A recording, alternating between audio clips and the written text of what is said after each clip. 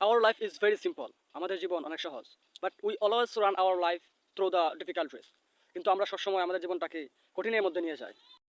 Have you ever asked yourself that why you did it?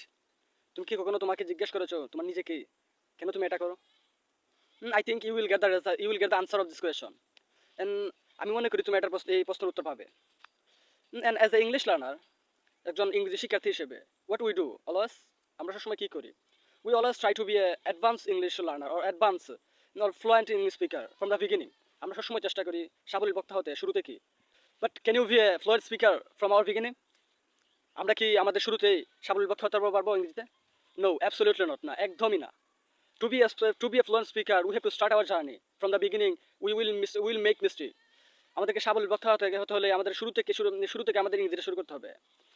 From the beginning of our English spoken, আমাদের ইংরেজি উচ্চারণের শুরুতেই আমরা অনেক ভুল করবো। We will made a lot of mistakes. But how much we will practice? আমরা যত বেশি অনুশীলন করব, our mistake level will be decreased. আমাদের ভুলের ধাপটা কমে যাবে। And little by little we can speak in English spontaneously. এবং ধীরে ধীরে আমরা ইংরেজিতে স্বতঃস্ফূর্তভাবে ইংরেজিতে কথা বলতে পারবো। So never run your lives through the difficulties.